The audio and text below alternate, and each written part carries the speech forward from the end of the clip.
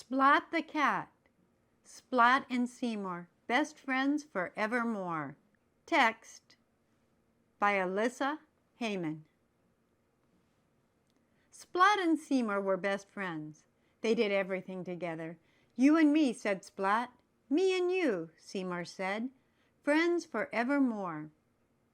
What can I do for my favorite friend, the friend I adore, wondered Splat. I know. I'll throw Seymour the best surprise party ever, with treats and games galore. Let's see. There has to be cake and ice cream and candy, horns and streamers and balloons, fancy hats, and much, much more.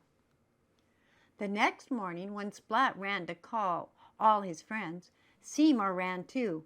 Uh-oh, Splat thought. How can I plan or go to the store when I'm always with my friend Seymour? Splat tiptoed into the kitchen to whisper his plan to his mom. That's great, she said, but how can you get out the door without Seymour?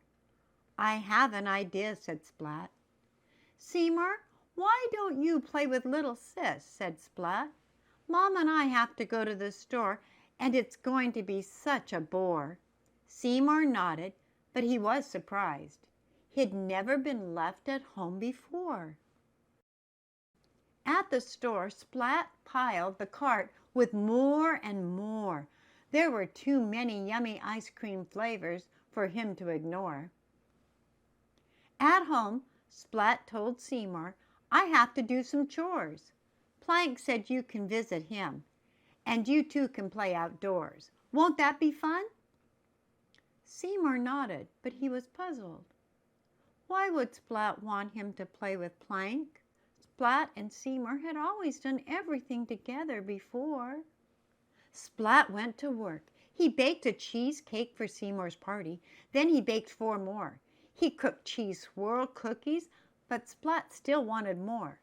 He made a huge bowl of chocolate cheese pudding. Spike is playing a soccer game, and he asked me to keep score. I'll be back before you can shout. Seymour's whiskers drooped. Why was Splat leaving him out? Splat pedaled fast. He invited all his classmates.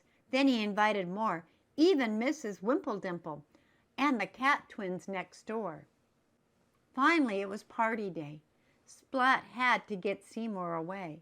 Seymour, I promised Kitten I would play with her, but I have to do more chores. Could you go over without me? Seymour liked Kitten, so he agreed, but he felt sad. Didn't Splat want him around anymore? Splat had to decorate fast. He hung bright streamers, he blew up colorful balloons, and then he blew up more and more. If only Seymour knew what was in store. Splat had even made a banner that read, It's Seymour's party. Kitten was decorating too. She was decorating Seymour. Let's play dress up.